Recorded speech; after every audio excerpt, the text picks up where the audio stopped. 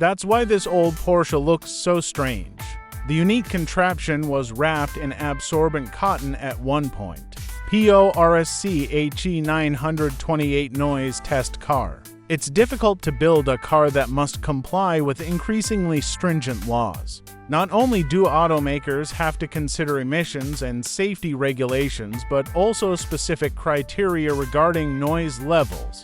Ensuring that cars are not too loud is particularly difficult for companies specializing in high-performance vehicles. They tend to have louder exhausts as well as wider tires, which tend to be noisier. In the late 1980s, Porsche had to build this contraption to make sure its sports cars wouldn't be too loud.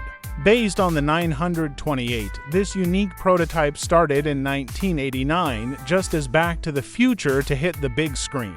In an alternate universe, Dr. Emmett Doc Brown would drive it instead of the DeLorean DMC-12.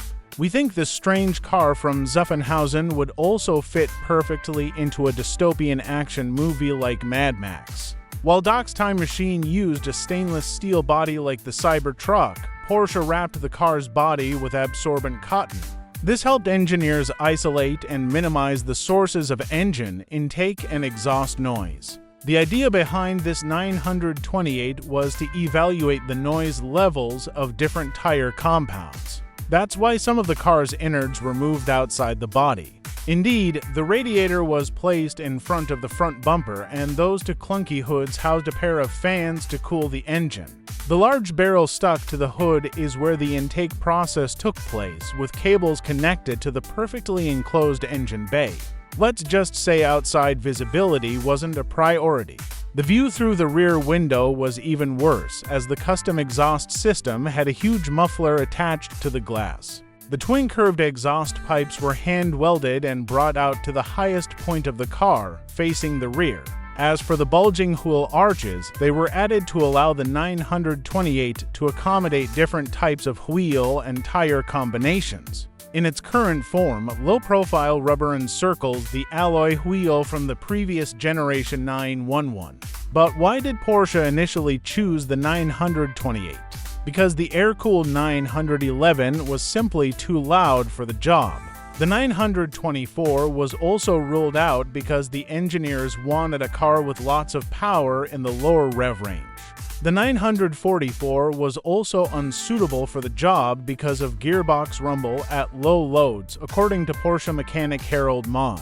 He's been with the company for 40 years, most of which he spent on test stands to assess noise levels. Porsche originally tested the car on an existing test stand, but its coverage changed over time and the company had to improvise. The exterior noise measurement track was built using standardized asphalt to eliminate variables and get more accurate results. The 928 was fitted with smooth tires, and its noise level was measured at a low 63 dB during a standardized span test at 31 miles per hour. When the test was conducted, the acceptable limit was much higher at 74 dB. This 928 may be an ugly duckling, but it perfectly illustrates the form follows function principle. The rolling test stand helped Porsche make its cars quieter, which may seem counterintuitive, but it was necessary to meet noise regulations. After more than 3 decades of service, it now rests in the Porsche Museum in Stuttgart.